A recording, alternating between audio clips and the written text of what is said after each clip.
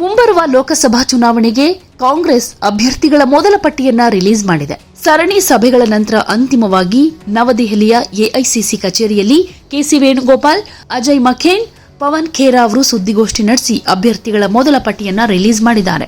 ಕರ್ನಾಟಕದ 7, ತೆಲಂಗಾಣದ 4, ಛತ್ತೀಸ್ಗಢದ 6, ಕೇರಳದ 15, ಮೇಘಾಲಯದ 2, ನಾಗಾಲ್ಯಾಂಡ್, ಸಿಕ್ಕಿಂ ಹಾಗೆ ತ್ರಿಪುರದ ತಲಾ 1 ಕ್ಷೇತ್ರಕ್ಕೆ ಅಭ್ಯರ್ಥಿಯ ಹೆಸರನ್ನ ಘೋಷಿಸಿದೆ.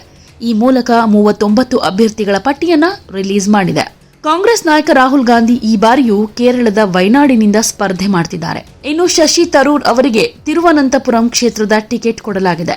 ಇನ್ನು ಕಾಂಗ್ರೆಸ್ ತನ್ನ ಮೊದಲ ಪಟ್ಟಿಯಲ್ಲಿ ಕರ್ನಾಟಕದ 7 ಕ್ಷೇತ್ರಗಳಿಗೆ ಮಾತ್ರ ಅಭ್ಯರ್ಥಿಗಳನ್ನ ಘೋಷಿಸಿದೆ. ವಿಜಯಪುರ, ಶಿವಮೊಗ್ಗ, ಹಾಸನ, ತುಮಕೂರು, ಮಂಡ್ಯ ಹಾಗೆ ಬೆಂಗಳೂರು ಗ್ರಾಮಾಂತರ, ಹಾವೇರಿ ಕ್ಷೇತ್ರಗಳಿಗೆ ಅಭ್ಯರ್ಥಿಗಳ ಹೆಸರು ಫೈನಲ್ ಮಾಡಿದೆ. ಕರ್ನಾಟಕದ 7 ಕ್ಷೇತ್ರಕ್ಕೆ ಅಭ್ಯರ್ಥಿಗಳ ಹೆಸರು ಕೂಡ ಅನೌನ್ಸ್ ಆಗಿದೆ.